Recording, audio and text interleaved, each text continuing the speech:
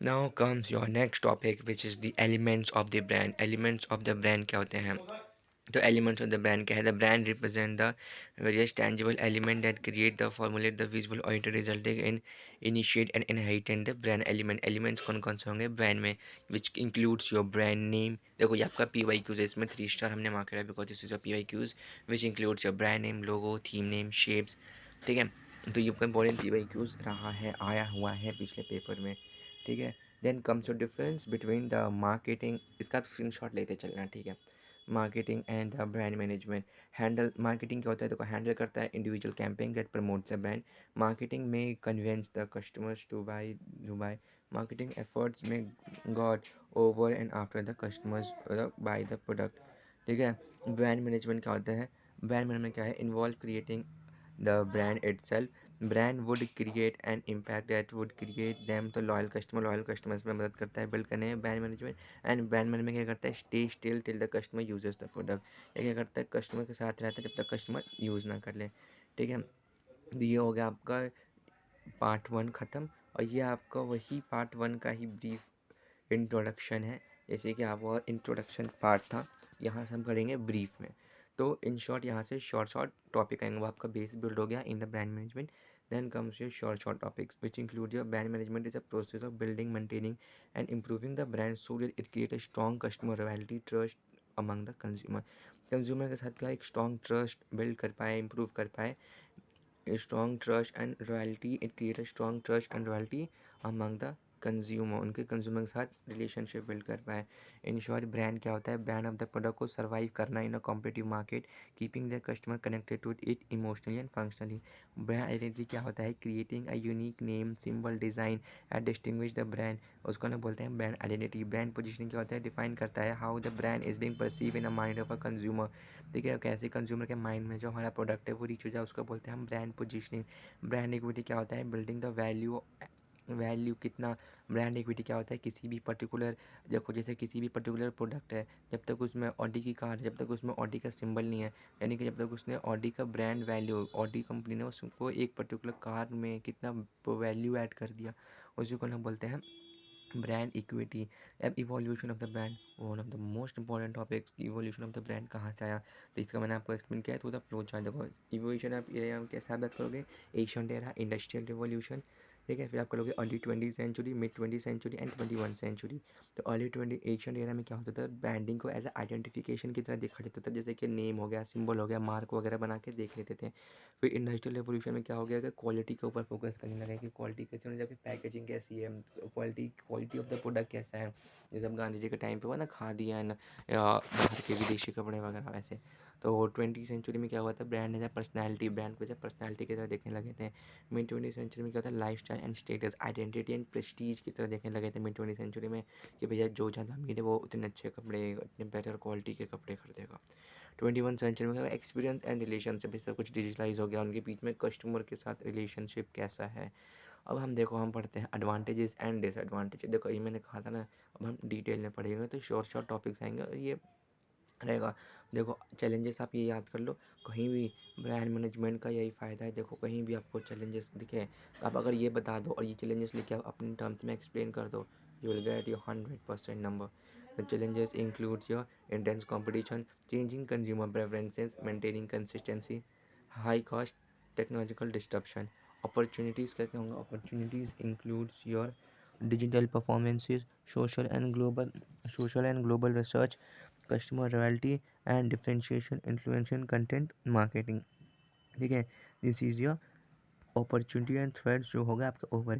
Then comes your IMC. क्या होता है? IMC includes your integrated marketing communication, it refers to the strategic coordinations of all the promotion tools to deliver a consistent and a unified brand messages to the customers। क्या होता है? एक strategic IMC क्या होता है? Integrated marketing communication का एक strategic promotional tool है। ठीक है, प्रमोशनल क्या है? टूल है दैट डिलीवर करता है कंसिस्टेंटली कस्टमर को मैसेज देता है। जैसे कॉल सेंटर वाले क्या करते हैं? भाई भाई कॉल करके बोलते हैं क्रेडिट कार्ड लो, तो क्रेडिट कार्ड के बारे में कंसिस्टेंटली इन्फॉर्मेशन प्रोवाइड कर रहे हैं, न्यू स्कीम के बारे में कस्टमर को पर्टिकुलर इन्फॉर्मेशन प्रोवाइड कर रहे हैं। उसी को हम बोलते हैं IMC, integrated marketing communication. Objective क्या होता है भैया? Consistent of the message, consistently आपको मैसेज प्रोवाइड करेंगे। स्ट्रॉन्ग ब्रांड आइडेंटिटी बन जाती है, कस्टमर ट्रस्ट एंड रॉयल्टी बन जाता है, कस्टमर कम्युनिकेशन जो होता है उनका एफिशिएंसी हो सकता है और बेटर आरओआई। भैया जब कस्टमर के साथ आप अच्छा रिलेशन करोगे तो कस्टमर आपके प्रोडक्ट को बार बार खरीदेगा। मार्केट में एक सिंपल सा नियम है, जो दिखता है वो बिकता है, मतलब व्हाट यू सी वही वो सेल होगा। ठीक है। फिर टूल्स क्या क्या होंगे आईएमसी के, देखो भैया एडवर्टाइजिंग करते हैं, बार बार दिखाते रहते हैं, हेड एंड शोल्डर का शैम्पू ले लो, क्लिनिक प्लस ले लो, वो फलाना ठिकाना ढिमकाना ले लो। ठीक है। तो ये होगा टूल्स ऑफ आईएमसी, क्या है, बार बार एडवर्टाइज करके आपके सामने लाएंगे प्रोडक्ट को, आपको दिखाएंगे कि आप इसको परचेज करें। सेल प्रमोशन, सेल प्रमोशन में क्या करता है, सेल प्रमोशन में क्या है, टेक्निक है, personal selling and digital marketing. भाई डिजिटल मार्केटिंग, ऑनलाइन आके आप लोग आपको बेचना प्रोडक्ट, तो वही है।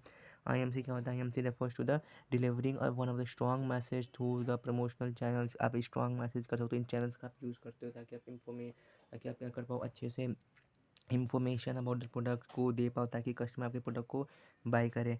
ठीक है। अब वह सिंपल सा ब्रांड क्या होता है, identity and image that promises the company to build the mind of the consumer. Name logo हो गया।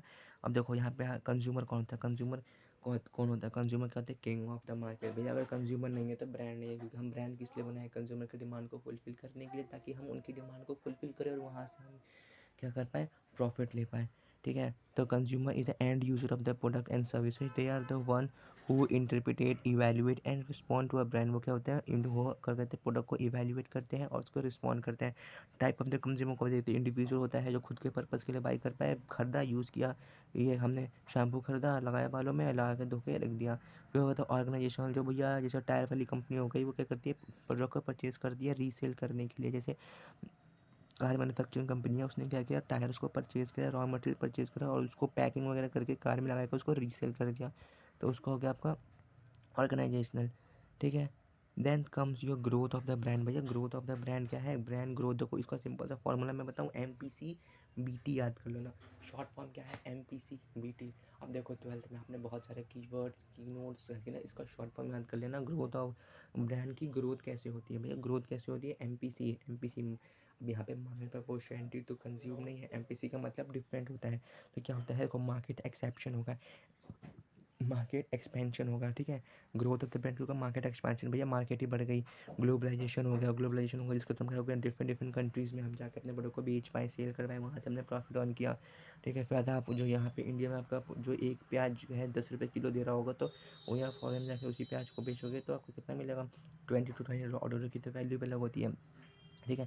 फिर आता है प्रोडक्ट एंड एक्सपेंसिव, भैया आप अपने ब्रांचेस बढ़ा दो, adding the new product under the same brand. इसी पर्टिकुलर ब्रांड के ऑडी ने या फिर आईफोन वाली कंपनी ने iPhone 12, iPhone pro 13, iPhone pro 14, iPhone pro अपने अपने डिफरेंट डिफरेंट प्रोडक्ट लाइन बढ़ा दिए। तो आता है आपका ब्रांड एक्सटेंशन, ब्रांड का leveraging the brand equity into the new category. भैया ब्रांड एक्सटेंशन के अपने ब्रांड की एक्सटेंड कर दिया, मतलब कि उसकी ब्रांचेस का, जैसे एयरलाइन है, म्यूजिक है, टेलीकॉम है, उन्होंने क्या किया, अपने ब्रांचेस एक्सटेंड कर दिए। कंज्यूमर सेंट्रिक ग्रोथ, भैया consumer is the king of the market. Consumer जो सोच रहा है, कंज्यूमर को जो चाहिए वही, डिजिटल एंगेजमेंट करो, पर्सनलाइजेशन करो, ताकि क्या होगा, कंज्यूमर सेंट्रिक ग्रोथ हो आपकी, कंज्यूमर जो चाहे वही आप करो। तो आता है technological driven growth, technological driven growth which include your e commerce and AI। मतलब कि टेक्नोलॉजी को आप अच्छे से यूज़ करें, आजकल AI का ज़माना है, डिजिटल मार्केटिंग का ज़माना है, तो उसको आप यूज़ करें अपने ब्रांड को ग्रो कराने में, ताकि कस्टमर के नीड्स एंड वांट को भी आप फुलफिल कर पाए। तो आपका होता है चैप्टर 1 समाप्त। ठीक है। तो इसी के साथ मिलते हैं हमारे अगले वीडियो में। हाँ, अगर ये वीडियो हेल्पफुल है तो यार प्लीज़ लाइक एंड सब्सक्राइब कर दो। ठीक है। And also recommend to your friend, so that जब हम वीडियोज़ बना रहे ताकि हमें भी लगे यार कि नहीं यार, what we are making is helpful for the student. Okay. Thank you for watching. And हाँ, कोई भी अगर डाउट है या किसी तरीके का आपको लगता है कुछ एडिशन होना चाहिए तो please write down in the comment box.